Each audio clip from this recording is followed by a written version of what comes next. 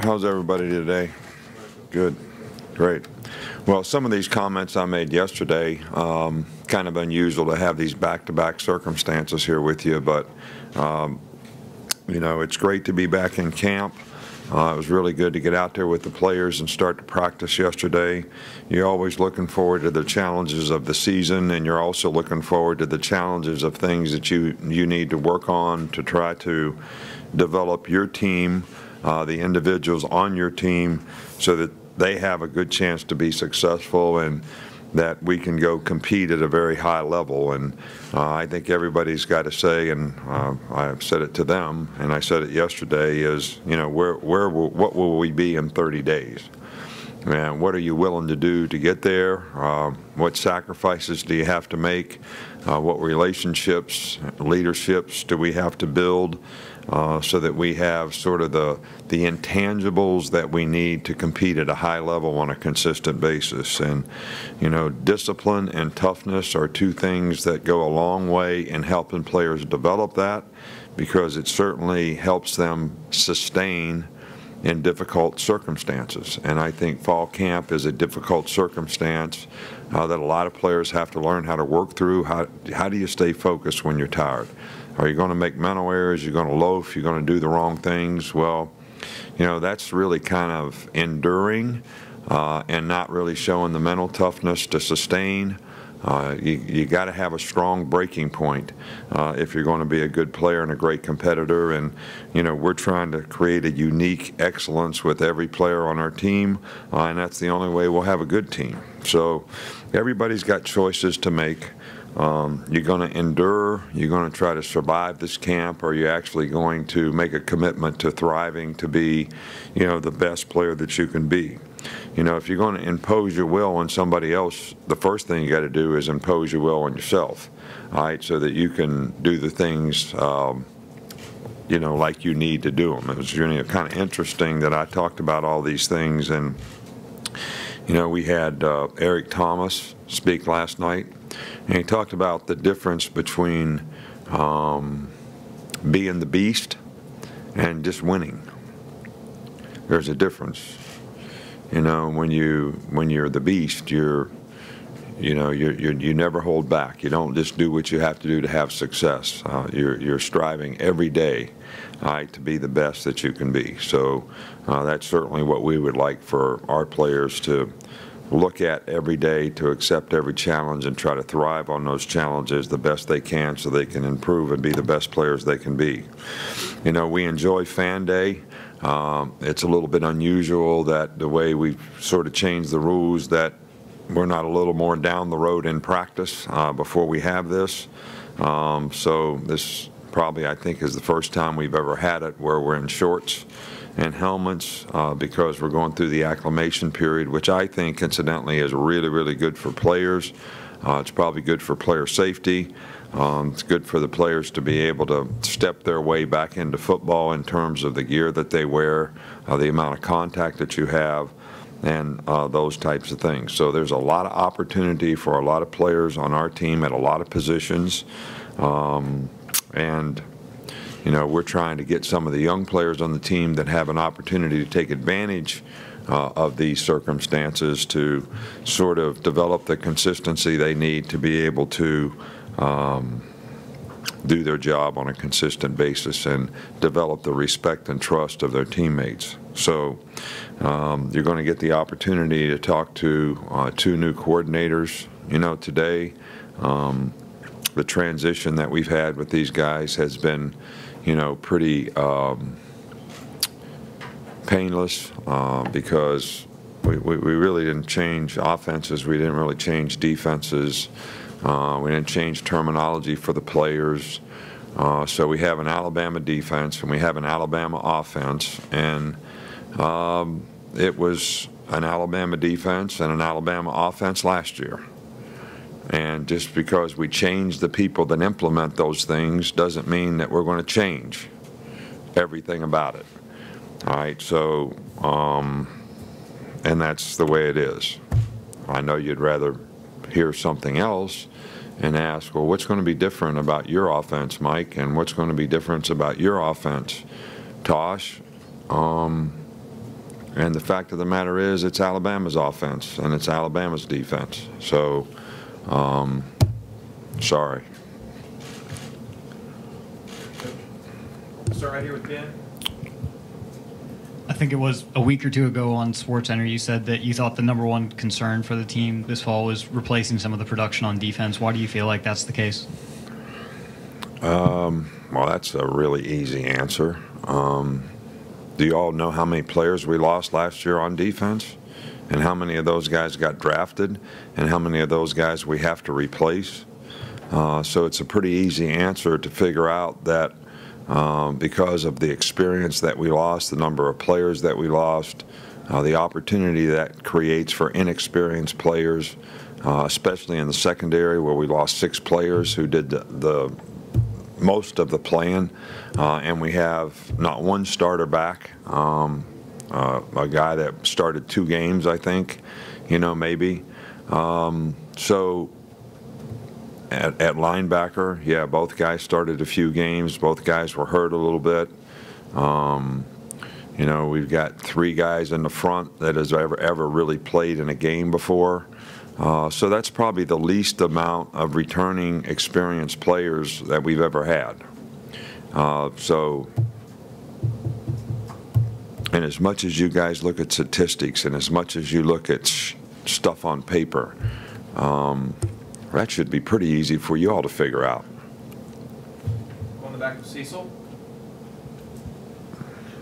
Coach, just to follow up on Tosh in particular, who's not been a coordinator before, and I know you mentioned continuity, but what were some of the qualities? Since he came in, probably with as much of a reputation as a recruiter, as an on-field coach, what are the qualities you've seen in Tosh that made you comfortable with promoting him? Well, he has done a great job of recruiting for us, but I think he's really developed as a coach. I think he's taken it upon himself to not want to be a guy that was viewed just as a recruiter or just as a guy that could coach the front. He's really committed himself to learning the big picture, the coverages, the secondary. I've spent a significant amount of time with him doing that.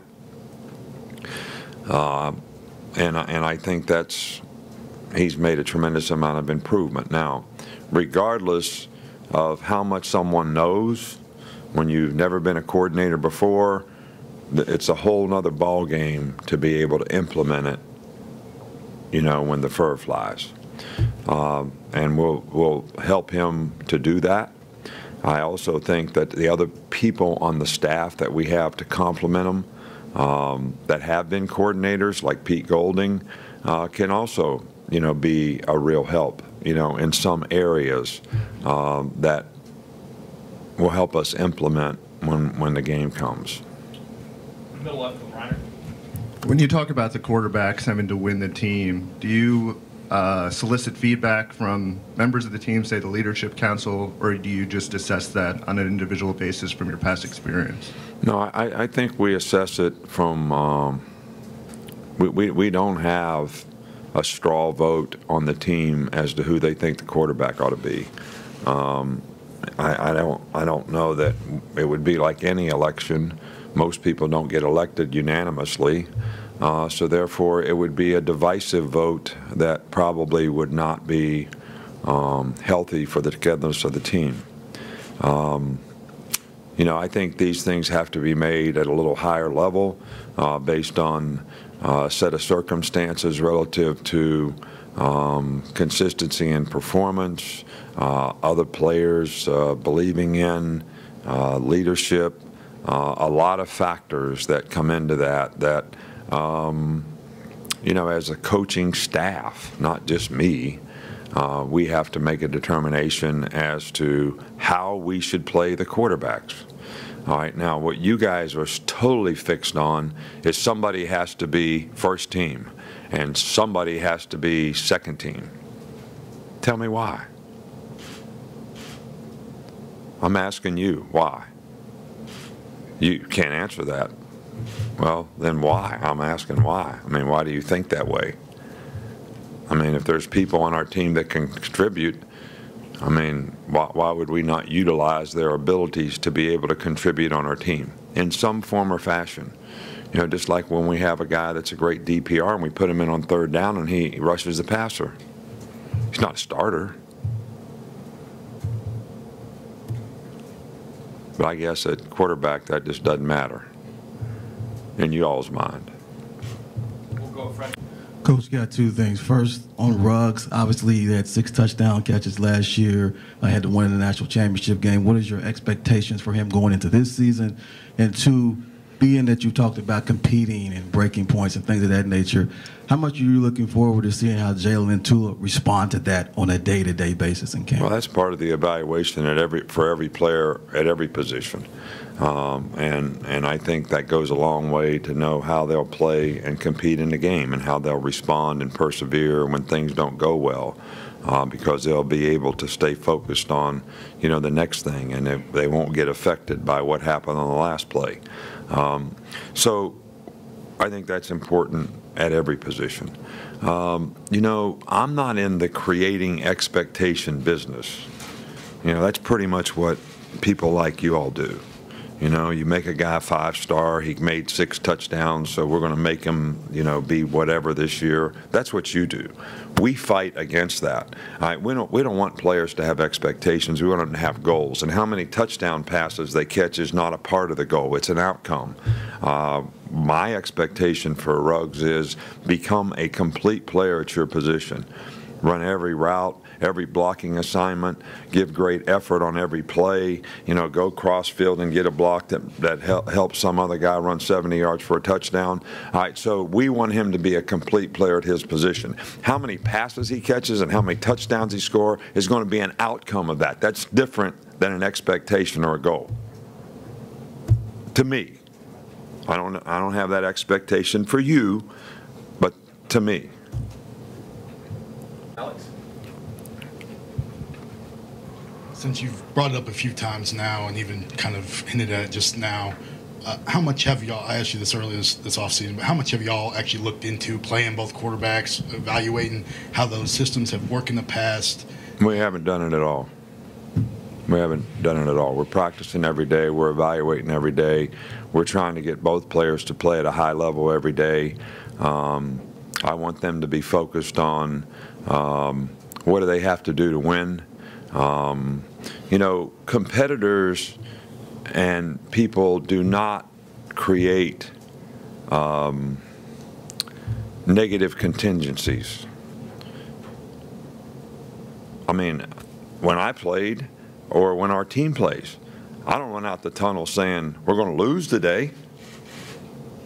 When I played quarterback, I didn't say I'm going to throw an interception. I said I'm going to throw a touchdown. That was how I was thinking. I didn't say when we called this play that we were going to get sacked, or it was going to be a loss. I'm thinking what I got to do to execute on that play. So we're trying to take the same positive attitude with the quarterbacks every day, and that's what I want them to think about. I do not want them to think about negative contingencies. What if? What if this happens? What if that happens? And you're asking me a what if both quarterbacks play, and I don't have an answer for that. I don't have any. What do you call those things? What do we call that when we, what if? Hypotheticals. Yeah, hypotheticals. I mean, that's a hard word for me. We'll go on the back. I had enough issues here without creating some, you know, situations that might happen that what will you do if this happens? Couple more. Rare that a running back makes a decision like Damian to come back. You can sense he kind of enjoys college life, enjoys this. Was that a convincing conversation with him? Was that an easy conversation? And then what do you expect from him? Well, I think it was a business decision. I think that, you know, we take the information that we get from the evaluations that we get from the NFL, and we say, okay, here's your situation and here's your circumstance. And I'm not going to tell you what that information was, but if you're a first-round draft pick, to me it's a no-brainer that you go out for the draft. And we've had 29 guys go out, and we probably had 4 guys that made, you know, not so good decisions. And I don't think any of those 4 guys played past much longer than a year. So they should have stayed in college. And we have a lot of history here of guys doing the right thing. Because if you have a first-round grade, you still might get drafted in the second round. If you have a second or third-round grade, to me, you have a tough decision to make as to whether you come back and try to move up or graduate, stay in school, and the benefits of all that. And to me, you know, every guy's a little bit different in what their goals and aspirations are. But I think we could all agree, all right, that there's far too many guys, all right, that are deciding to come out for the draft that it's not a good decision. They don't make the team. So now they're not in college. They have no place to play. Maybe this new league that they're talking about may offer that. But, you know, it's kind of an all or nothing in football right now because there isn't a developmental league. So you either, and your security is really created by where do you enter the league. So the higher you get picked in the draft, the more guaranteed money you have, the better off your security circumstances are because you're not going to get cut if you have a lot of guaranteed money. So now they have to develop you. But when you get drafted in the third round, you're rolling the dice big time. I mean, you may end up great, all right, but you're still going to play for a low number, all right, for 3 years, maybe 4, and how do you make that up? So you come back to school and you become a first-round guy, maybe it's worth it. So, but every player has to make that decision, and it's a business decision to me, and I think Damian made a business decision relative to what he thought was best and what was in his heart in terms of what he wanted to do. So, you know, and we're happy that he came back. I think we had some other guys this year, and all you have to do is look at where they got drafted, and if they had eligibility left, was that the best thing for them to do from a business standpoint? But I always tell players, look, it doesn't do you any good to come back if you're not committed to coming back and you don't want to work hard to get better, because then you don't create any more value for yourself. So you're just wasting time, but you're taking a big risk, you know, being a late round draft pick going out for the draft, because your chances of making the team probably aren't that great. Your chances of getting a second contract based on statistical information are not very good either. Last one, real quick here with Michael. Just wonder where you think progress you've seen from Najee Harris since last season and where he can go this year. Well, I think Najee is obviously at the end of the season played really, really well for us. He made progress last year. Got more confident in what he was supposed to do, how to do it, how to run the plays, how to read the plays, understanding the pass protections better, and being a more effective guy in the passing game.